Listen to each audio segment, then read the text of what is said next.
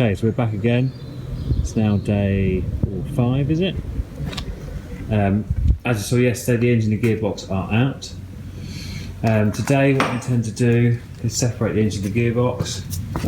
So every day I've come in, I've just been spraying these bolts here with WD-40, so hopefully they'll be nice and loose. So the plan is, obviously, as I say, separate the engine and gearbox so I can move them out of the centre of the workshop, because that's not really very helpful. So that's the first thing on the agenda today, followed by removing the axles, and then I can drag the chassis out and get ready for the new one, which is on its way in 5 weeks. So let's crack on. Okay, so I thought it'd be a good idea to roll the engine over to try and get the gearbox off, which is still on, and turns out it weighs quite a lot, this engine. So I've got a hand winch strapped to the old 107 chassis. I'm going to try and winch it back up.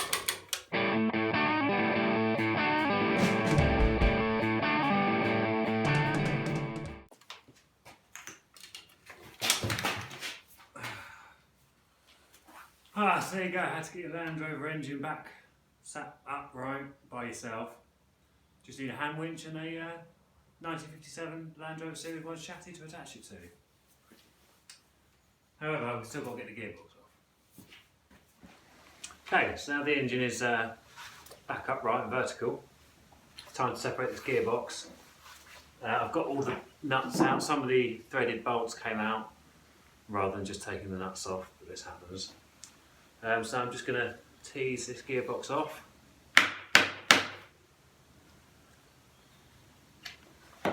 They've got a couple of screwdrivers, nothing particularly technical. Just to initially crack off, about 40 years of grease and gunk and nastiness. Now I think a pry bar.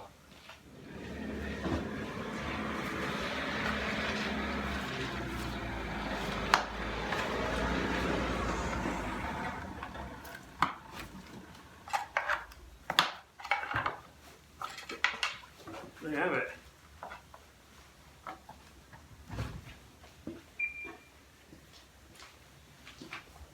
All right.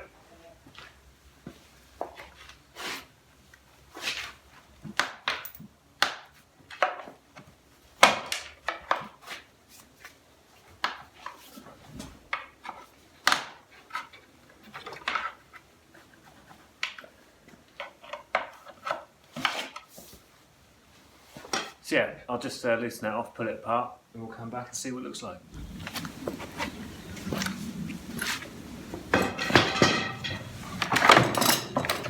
Stay there, engine. Oh. So there you have it, gearbox off, and now we can start to obviously see what we've got and what we've got to deal with. Yeah. Okay, so here you have it, clutch housing. Obviously the clutch itself inside.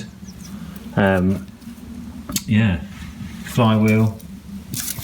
It all looks a little bit nasty, a little bit grimy, and certainly you need a sort of proper strip down.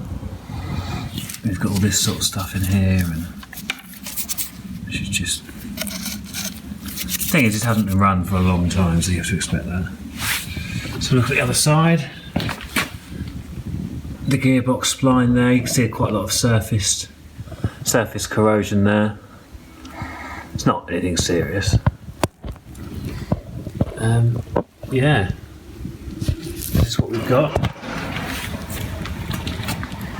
Yeah, another good thing. Gearbox off, separated. Now we can move forward. Okay, so now I've got the gearbox on a wheelie board, so I'm taking for a walk. So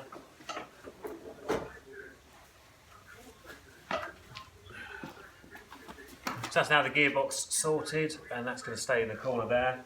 Next I need to get the engine on a bigger board, get that out of the way, and then the next stage is axles off, remove anything off the original chassis that I want, and I guess really, if anyone's interested in this chassis, as I said earlier, it is savable. You could you know, it needs a new rear cross member. Well, it needs a new rear quarter chassis really, because the chassis legs along the bottom are gone. And the middle's okay. The middle's pretty strong. Obviously need outriggers on the front. Really needs a new front half chassis. But it is here. It's not terrible. As I said earlier, I just want to make this 100%, you know, spot on. I'm not looking for a running repair vehicle. I want this to be absolutely perfect. Okay, so now the engine and gearbox are out. It's now time to take off the axles. I'm going to start the rear axle. I've already taken off, removed that bolt. So now it's just a case of popping the shock off and grinding through the U-bolt. So let's see how that goes. Yeah, this shock's quite badly corroded on.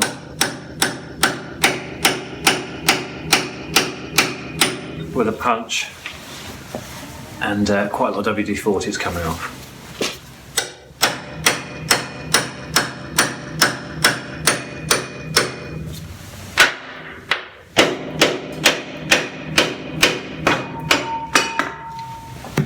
Okay, there's the first shock gone.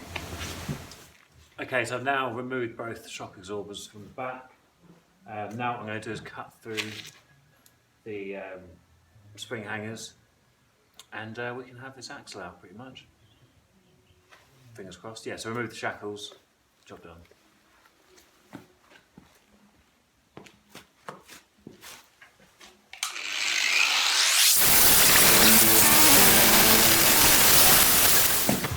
Okay, so that's the rear spring hanger shackle cut through. We're not going to reuse any of this stuff, we're just going to buy new stuff because it's dirt cheap anyway. Next thing is to remove the U-bolt that attaches the springs to the axle, and then we can just roll the axle out the back. So we've got the cable jacks underneath the chassis base, which is a bit of luck. How's that looking, Steve? It'd be better than cable jacks are rather useful, as you can see.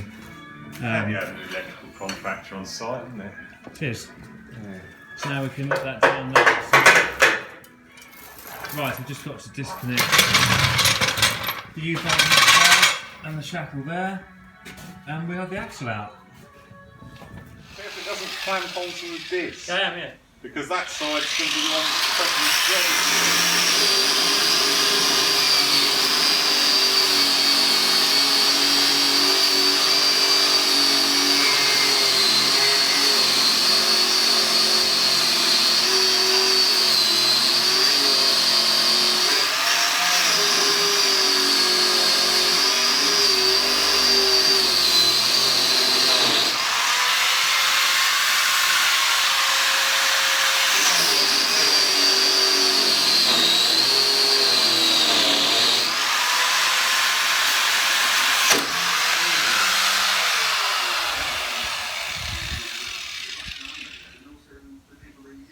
that can happen.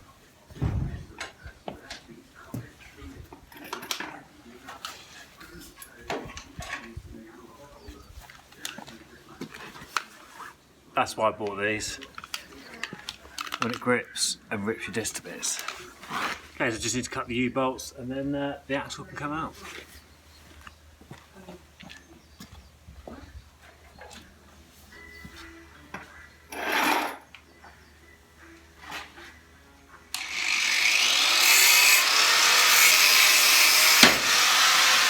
Okay, so that's it, all done, now we can get the axle out.